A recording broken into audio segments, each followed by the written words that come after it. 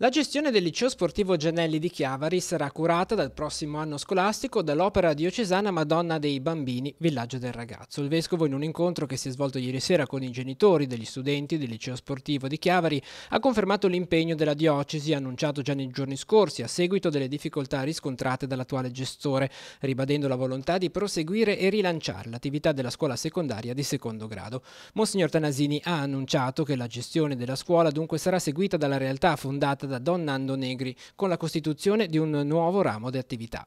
Per definire il progetto è stata organizzata una squadra di docenti, tutti con significative competenze nel mondo scolastico. I professori coinvolti stanno già seguendo in questi giorni l'elaborazione di un'opportunità che susciti l'attenzione delle famiglie del comprensorio per la sua qualità. L'obiettivo è quello di garantire un progetto educativo significativo che guardi al bene di ogni singolo alunno, sappia far maturare le competenze umane e risponda alle esigenze formative e lavorative della società attuale. Il rilancio del liceo Giannelli passa anche dal sostegno che è stato dato da importanti società sportive e da realtà imprenditoriali significative, pronte a raccogliere la sfida di una scuola davvero legata al territorio e alle sue opportunità. Per rispondere al meglio a questi aspetti, la diocesi ha seguito in queste settimane i primi passi del progetto con la collaborazione degli uffici per la pastorale della scuola e per la pastorale del lavoro. La prima classe del liceo sportivo dunque il prossimo anno scolastico partirà regolarmente. Attualmente sono disponibili ancora alcuni posti.